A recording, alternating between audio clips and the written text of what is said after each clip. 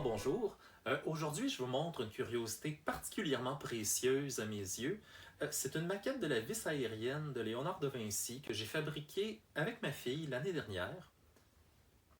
J'ai pensé aussi que ce serait un objet tout à fait approprié pour introduire le sujet du jour, qui est les véhicules fabuleux. Alors bien sûr, Léonard de Vinci a conçu ses machines volantes dans un esprit très scientifique, très éloigné de la superstition, mais l'idée des véhicules volants existait avant lui, puis notamment sous la forme de bateaux enchantés. Si on exclut les mythes comme le char d'Hélios dans la mythologie grecque, pour se concentrer sur des anecdotes qu'on nous rapporte comme étant soi-disant réelles, il y a eu le navire volant de Clomacnoïs dans les années 700, donc un bateau volant qui aurait survolé un village, puis à certains moments, il y aurait eu un passager qui aurait nagé dans le ciel pour descendre sur terre, mais comme il aurait commencé à suffoquer dans l'air du sol, il aurait remonté dans le ciel pour regagner son bateau.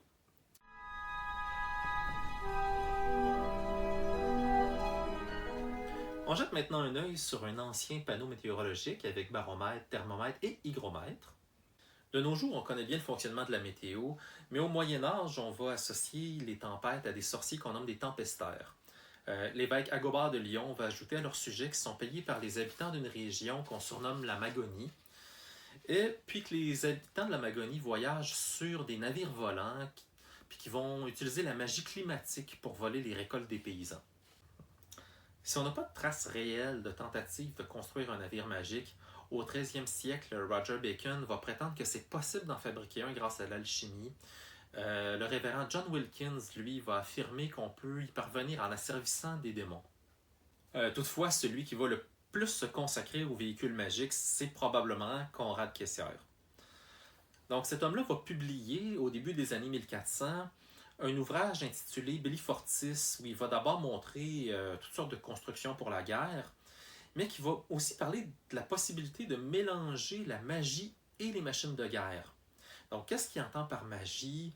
D'abord, beaucoup d'astrologie. On va même dire que le livre en est saturé.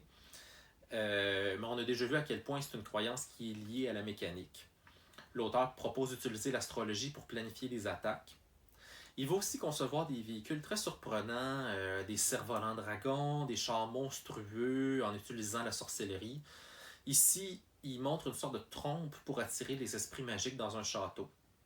Comme les réactions magiques sont considérées comme des prouesses alchimiques, il va beaucoup parler de l'art magique des explosifs.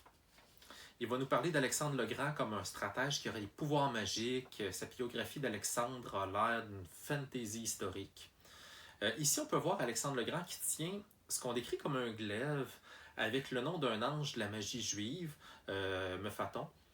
Ce qui est intéressant de mettre en lien avec cette image-là, c'est que certaines des idées de Kessler portent sur des projectiles explosifs et la légende selon laquelle l'ange Mephaton avait un glaive qui déchaînait le feu céleste. Est-ce qu'on aurait une sorte de missile avant son temps?